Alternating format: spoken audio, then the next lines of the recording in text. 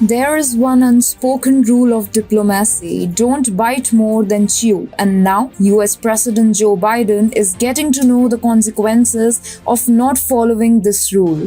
Hi, and welcome to TFI Global, the foreign affairs and geopolitical analysis arm of the TFI Media Group. I'm your host, Vedika. So let's begin. Joe Biden has set himself up for a massive inevitable setback, an embarrassment at the upcoming G20 summit to be held in Bali. And Biden has only himself to blame, for he tried to isolate Russia without realizing the consequences of such a desperate attempt.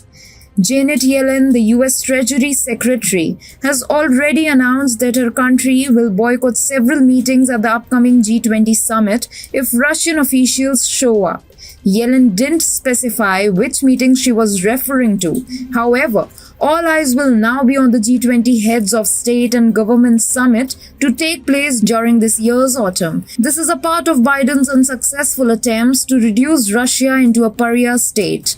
The US, however, seems to have made a reckless announcement. There are not many G20 countries that will back Biden's boycott call. I mean, India and China aren't going to boycott the G20, given their friendly relations with Russia.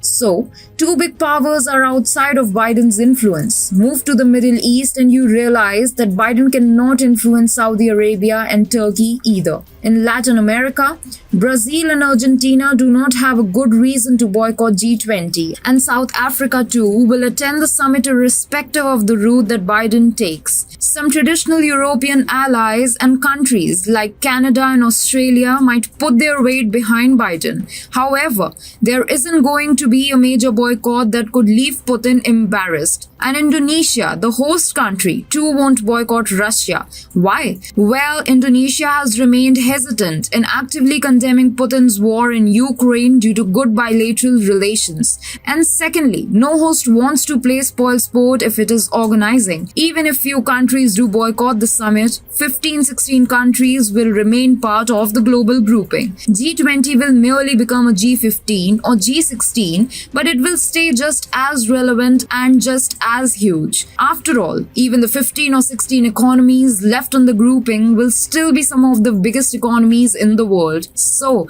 the US is left with two choices: boycott or don't boycott. And it is a lose-lose scenario. This becomes a lose-lose scenario for Biden. Let me explain. Imagine this situation. Biden and his senior-most officials think that boycotting the summit would be futile. Putin will attend anyway, and absenting ourselves with our allies will hand over G20 on a platter to Putin. So let's attend the summit. This will be a sensible thing to do. But what is the message that will go across? Well, it will show that Biden had to come and attend the summit anyway. It will also show that his threats were meaningless and inconsequential. Other G20 countries will think that the US doesn't have the strength to push its narrative. Biden comes out looking like a loser. Now, consider the other situation. Biden says, okay, you know what? I don't care. If Putin goes to Bali Air Force, one isn't going to fly to Indonesia. Fair enough. Bold move. But what will be the consequence? The US won't attend the summit, and a handful of other leaders who support Biden's agenda